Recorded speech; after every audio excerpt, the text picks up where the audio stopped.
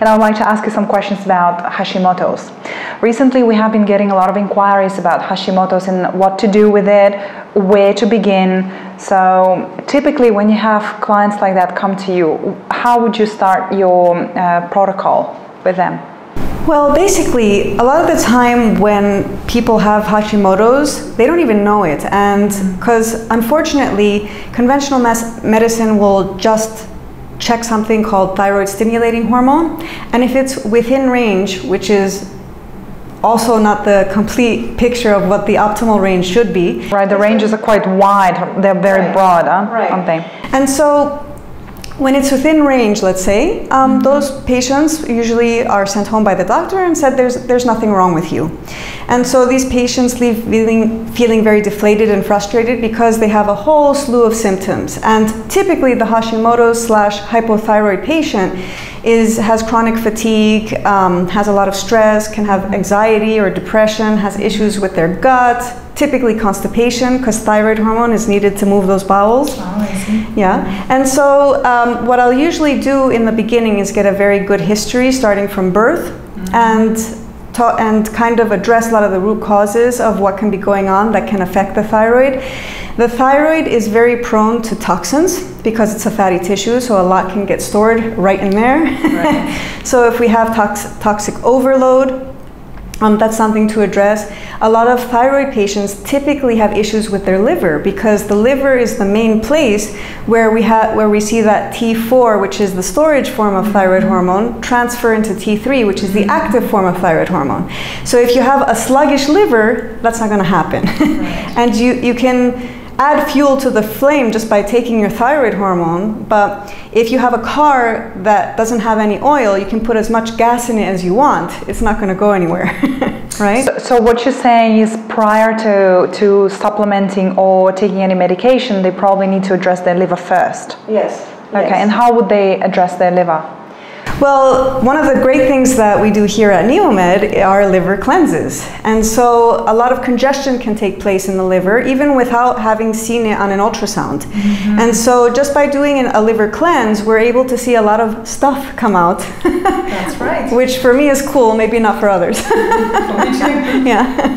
We're a special breed, you know, so we love cool stuff come out. Yeah. So when we relieve a lot of that congestion, all of a sudden you see thyroid hormone kind of normalizing as well. So that can be one of the root causes. Another of the root causes can be a parasitic infection.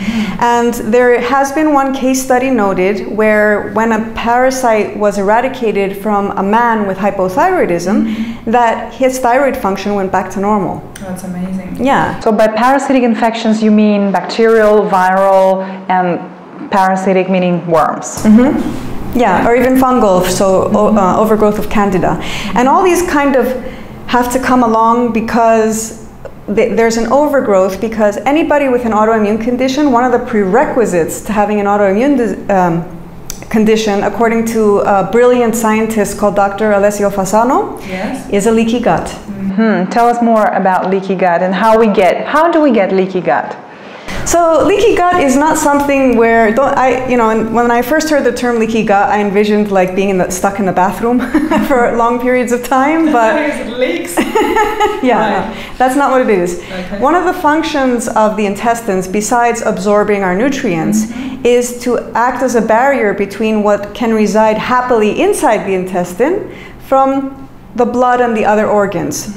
And so that barrier, when it's breached, that's a leaky gut. And a leaky gut, for example, you can have a lot of little windows in your intestinal wall. And those windows are tightly shut. These are called tight junctions. Now, with stress, with environmental toxins, with a bad processed diet, continuous, with drugs, with alcohol, with too much emotional stress, those things can cause that intestinal lining to now open. And now things start escaping, and the immune system, which is right there waiting, says, well, we don't recognize these things, start attacking. And if this starts happening day after day, week after week, month after month, year after year, this is a ground for disease development, for sure. So if a person has Hashimoto's, we can safely assume they might have another autoimmune condition. It's very common if you have one autoimmune condition to have 2 or 3 more. And what other conditions are typical with Hashimoto's?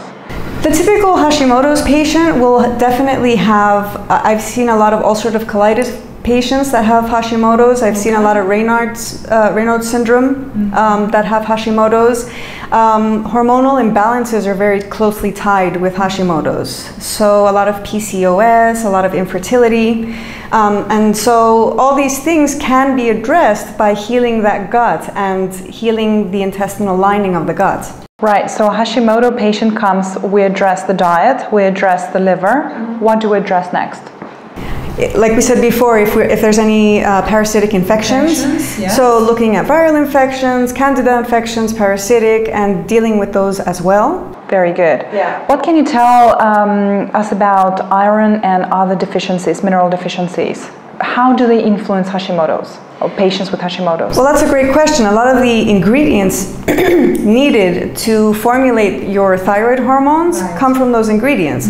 So a lot of patients typically that have Hashimoto's, a lot of them say, I'm iron deficient. No matter how much iron I take, I don't feel well. And that can be a sign of a parasitic infection as well. Of course. Yes. So when you have so iron, very important to formulating those thyroid hormones. So is selenium, a little bit of iodine. Iodine is one of those Goldilocks ones. Too little is no good and too much is no good either. And also, let's see, zinc, very important for the T4 to T3 conversion, so is selenium.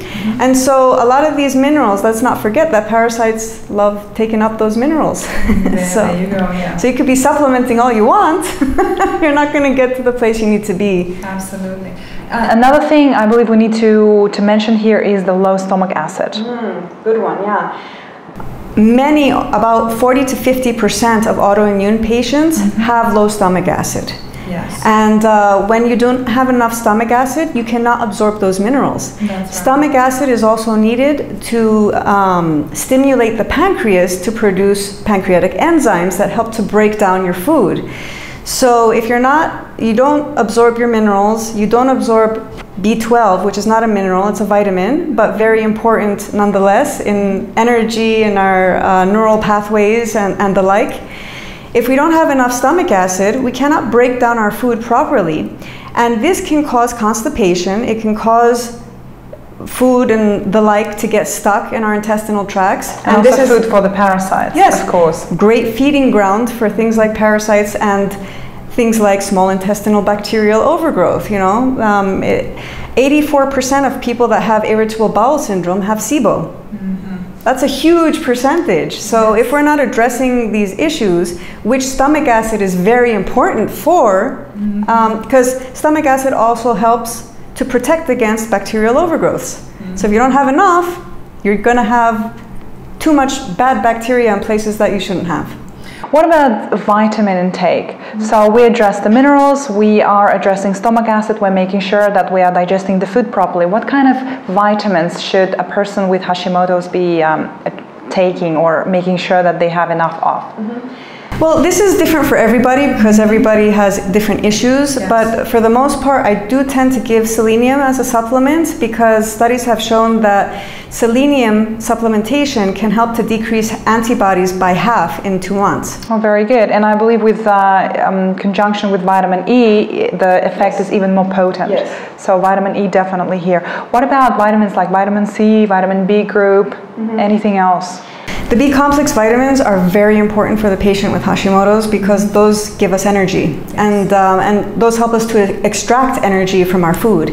So a lot of the time I am supplementing with B complex vitamins. And again, the kind of B complex vitamins that you're taking are also important and different things work for different people. Something else that we forgot to mention previously when we were talking about root causes for illness is EMF. So this we said as environmental toxicity, but I believe that EMF should be also mentioned as a separate chapter here. A lot of people spend so much time on their computers, on their devices, phone, gadgets, playing. So there's a lot of things happening for your body which feels, some people are very, very sensitive to those fields. And And this definitely affects. They're hormone disruptors. And so your thyroid hormone works in close, it works very closely with your adrenal glands. And your adrenal glands produce stress hormones. And so under normal circumstances, our cortisol levels, our main stress hormone, should be high in the morning, which give you that bright-eyed and bushy-tailed feeling in the morning, and lowest right before you go to sleep, around 10:30, 11 at night. And so if that's not working properly, if you're very stressed out, or before you go to bed, you're looking at a screen, you're staring at a television, you're playing on your phone, your brain automatically thinks, oh, it's daytime outside. So even if you fall asleep in front of the television, you're going to be waking up throughout the night because your body just got confused and starts producing cortisol when it shouldn't, and then you wake up and you feel exhausted. Good point. Great point. All right. So is there anything else that a patient with Hashimoto should be looking for? What kind of blood tests would you recommend for such patients, and what should they be monitoring throughout the healing process?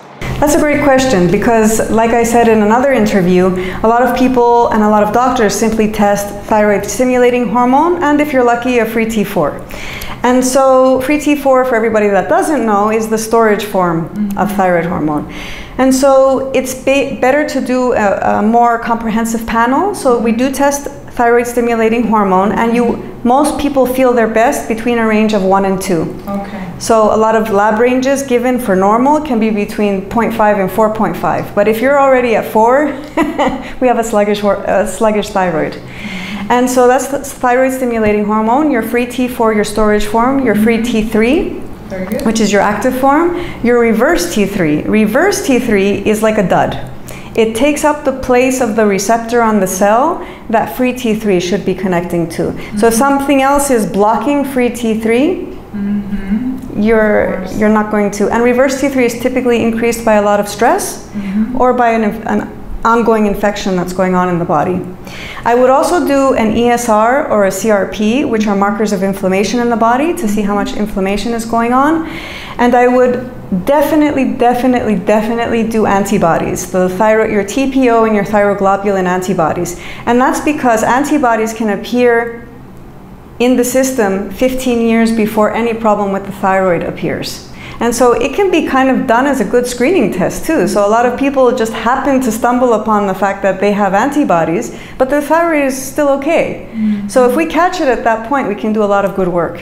So what kind of benchmark would you have for big problem, not such a big problem yet, in terms of antibodies? There are studies that show that if you have antibodies 2 and higher, you might have an issue with Hashimoto's. So a lot of people think, oh, my antibodies are 5, so I don't have Hashimoto's, but you might still. So I think that's also important to mention. Like if I see antibodies like 15, 20, 25, these are not major increases in antibodies. The body can be like in remission if we see those kinds of numbers. If I see numbers higher than 300, this is where we start to really actively work and understand that there may be an issue. I've seen people that have antibodies above 3,000, so yeah. Okay. And just my last question, what would be the #1 step to make for patients with Hashimoto's? Let's say they haven't addressed any of the things that we have discussed, but what's the #1 step? #1 step, fix your diet. Okay. Get rid of all the stuff that's causing inflammation. That's the foundation. Fixing your diet is like building a house and making sure that you put a good foundation down. If you don't put a good foundation, whatever you start building on that house is gonna not work and fall down. So that's the first step. Very good. Thank you very much. I hope this was very useful for all people with Hashimoto's. And if you have further questions, you're very welcome to come for consultations with Tina at Neomed Institute in Moni, Cyprus. Thank you.